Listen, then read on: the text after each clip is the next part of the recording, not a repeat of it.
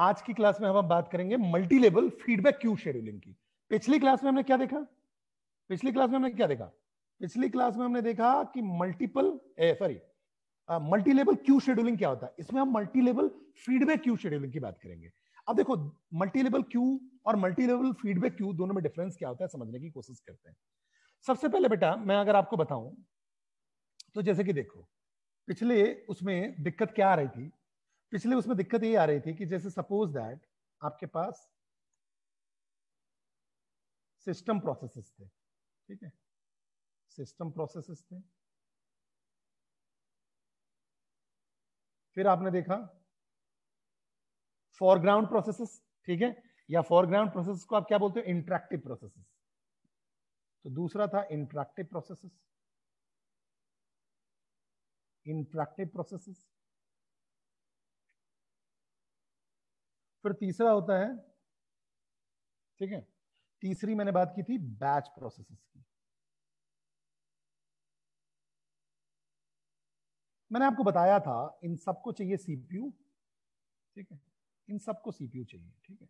ये मान लो ready queue 1 का पार्ट है, ठीक है, ये रेडी क्यू 2 का पार्ट है, ये रेडी क्यू 3 का पार्ट है। अब बस इस पूरे डायग्राम से आपको क्लैरिटी आएगी। सबको चाहिए सीपीयू, ठीक है।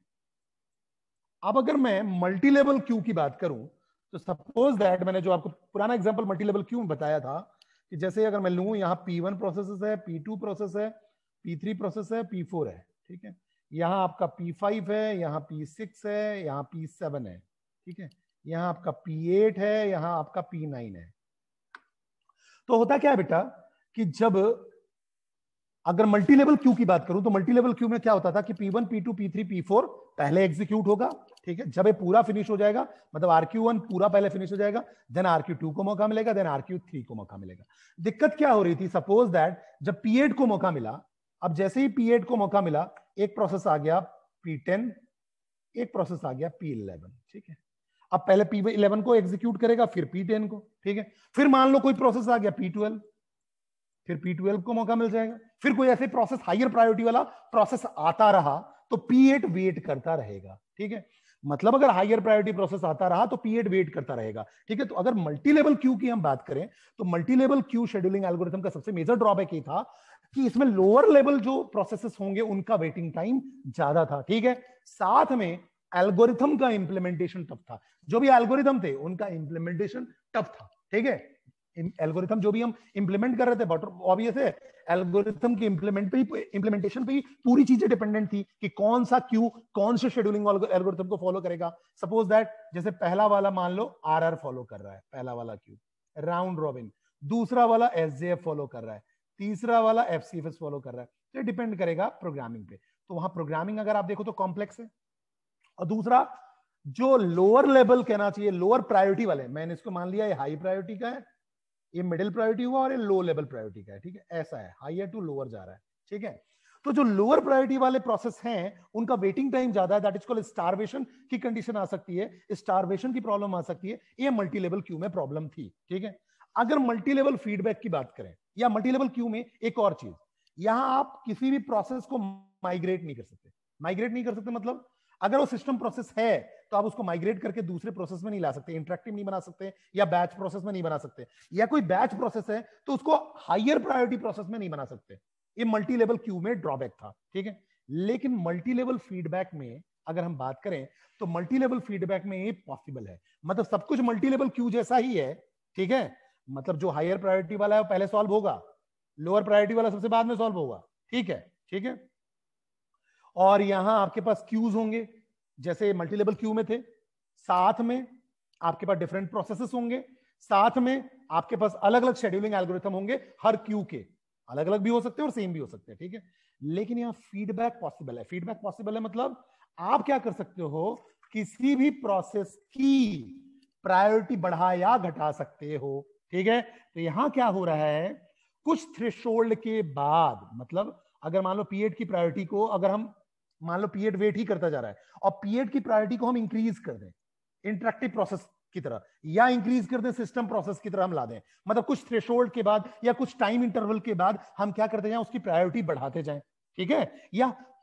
या हायर लेवल प्रायोरिटी को की प्रायोरिटी हम घटाते जाएं, दोनों ही केस अगर हम करते जाएं तो हमारा क्या होगा, ये जो स्टारवेशन वाली प्रॉब्लम थी वो सॉल्व हो जाएगी, क्योंकि P8 को मौका ही नहीं मिल रहा। मान लो हायर लेवल वाला प्रायोरिटी प्रोसेस आता जा रहा है और P8 को मौका ही नहीं मिल रहा है, तो मैं कुछ समय बाद क्या करूं, कुछ थ्रेशोल्ड बाद या कुछ समय बाद मैं इसको क्या करूं, इसकी प्रायोरिटी को इंक्रीज कर दूं, फिर से और इंक्रीज कर दूं, तो इसका भी नंबर आ जाएगा। तो कुछ थ्रेशोल्ड के बाद हम क्या करते हैं, प्रोसेस को प्रमोट कर देते हैं, ठीक है। So increasing the priority of waiting process, समझना मेरी बात को, increasing the priority of waiting process after some particular amount of time और थ्रेशोल्ड इज कॉल्ड एजिंग। इसको हम क्या बोलते हैं, एजिंग बोलते हैं, ठीक है। मतलब स्टारवेशन का जो सॉल्यूशन है वो क्या है, एजिंग है, AGING, ठीक है। स्टारवेशन की प्रॉब्लम आ रही थी, उसको मैं दूर करने की बात कर रहा हूं। देखो यहां भी इंप्लीमेंटेशन आपका जो देखोगे ना, तो इंप्लीमेंटेशन तो कैसा है, मल्टी लेवल क्यू जैसा है, ठीक है। और इनफैक्ट आप अगर यहां देखो तो जो multi level feedback queue scheduling है वो आपका प्रोग्रामिंग के टर्म में, एल्गोरिथम के टर्म में और कॉम्प्लेक्स हो गया। क्यों, क्योंकि यहां आप क्या कर सकते हो, अब आप प्रोसेसेस की प्रायोरिटी को इंक्रीज या डिक्रीज कर सकते हो, ठीक है, जिससे कि स्टारवेशन की प्रॉब्लम ना हो, ठीक है। अब आप यहां क्या कर रहे हो, P8 को मतलब कुछ टाइम के बाद आप क्या कर रहे हो, चेक करते जा रहे हो कि ये चलो P8 अभी भी क्या कहते हैं लोएस्ट पे ही है, एग्जीक्यूट नहीं हो पाया, तो कुछ टाइम के बाद या कुछ थ्रेशोल्ड के बाद उसकी प्रायोरिटी को आप बढ़ाते जाओगे, ठीक है, ठीक है, बढ़ाते जाओगे, जिससे कि वो एग्जीक्यूट हो पाए। और इस मैकेनिज्म को हम एजिंग बोलते हैं बेटा। स्टारवेशन की प्रॉब्लम को दूर हम कैसे करते हैं, एजिंग के थ्रू करते हैं। तो increasing the priority of waiting processes after some particular amount of time is called aging, ठीक है। जो हायर होते हैं उनको भी आप लो प्रायोरिटी या डिक्रीज कर सकते हो, ठीक है। जैसे मैं एक एग्जांपल बताऊं अब आपको, तो समझो मेरी बात। अब जैसे ये तो आपको समझ में आ गया। अब अगर मैं एग्जांपल लूं, ठीक है, जैसे कि मान लो मेरा एक क्यू है, ठीक है, और ये राउंड रॉबिन को फॉलो कर रहा है और टाइम क्वांटम है 5, ठीक है। ये राउंड रॉबिन को फॉलो करेगा, पहला क्यू, ठीक है, राउंड रॉबिन, ठीक है। और ये मान लो हायर प्रायोरिटी वाला है, ठीक है, हायर प्रायोरिटी वाला है, ठीक है। अब दूसरा जो है वो टाइम क्वांटम ले रहा है कितना, 10, ठीक है। और तीसरा जो है वो FCFS फॉलो कर रहा है, वो FCFS फॉलो कर रहा है, तो टाइम क्वांटम की बात ही नहीं है। तो 3 क्यू दिख रहे हैं मुझे, 2 राउंड रॉबिन और ये आपका क्या ना चाहिए तीसरा FCFS को फॉलो कर रहा है। अब देखो सबसे पहले इनपुट कहां होगा, यहाँ, ठीक है। अब अगर मान लो सबसे पहले कोई हायर प्रायोरिटी प्रोसेस आता है, कोई भी हायर प्रायोरिटी प्रोसेस आता है, जैसे मान लो P1 है, ठीक है, और P1 को 15 यूनिट ऑफ टाइम चाहिए, ठीक है। बर्स्ट टाइम कितना है, 15 यूनिट ऑफ टाइम, ठीक है। तो अगर burst time 15 unit of time है तो देखो P1 पहले क्या होगा, यहां आएगा, सबसे पहले हायर प्रायोरिटी वाले में आया, टाइम क्वांटम कितना 5 लिया, अब उसका 10 यूनिट ऑफ टाइम तो बच गया, ठीक है। अब इसको क्या कर दोगे, फीडबैक कर दोगे। यहां पास ये आउट होता, यहां समझो, ये आउट हो जाता इफ एग्जीक्यूटेड, इफ एग्जीक्यूटेड तो आउट हो जाता, इफ एग्जीक्यूटेड तो आउट हो जाता। मतलब अगर केवल 5 ही चाहिए होता या 5 से कम चाहिए होता तो आउट हो गया होता, लेकिन अभी बचा हुआ है तो इसको हम फीडबैक कर देंगे दूसरे वाले में, ठीक है। अब यहां देखो, यहां फिर टाइम क्वांटम राउंड रॉबिन वाला ही चाहिए, 10 यूनिट ऑफ टाइम।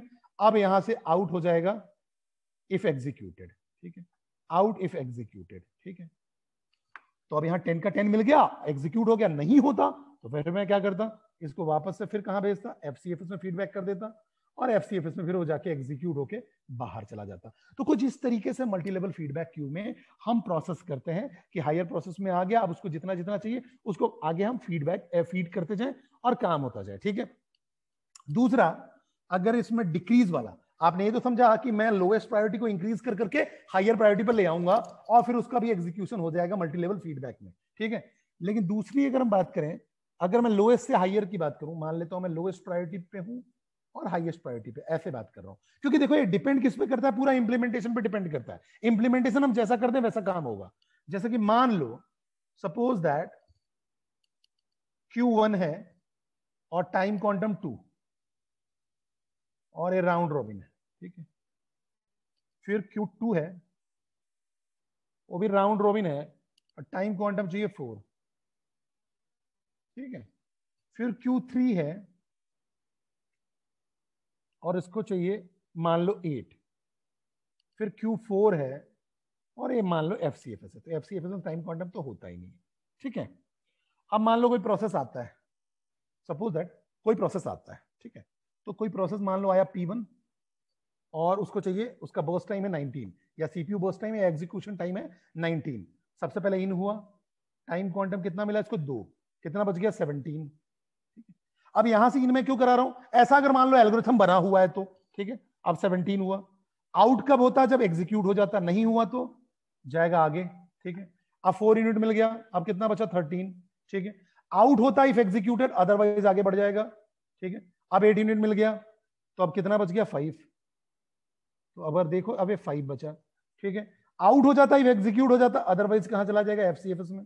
अब यहां पूरा का पूरा एग्जीक्यूट होके बाहर हो जाएगा, मतलब आउट इफ एग्जीक्यूटेड, ठीक है। तो कुछ इस तरीके से multi level feedback Q implement किया जाता है, जिसमें आप काम देख देख के करते हो कि कैसे कैसे कैसे आप उनका एग्जीक्यूशन करने वाले हो, ठीक है। तो अगर हम देखें तो multi level feedback queue scheduling is similar to the ordinary multi level queue, ठीक है।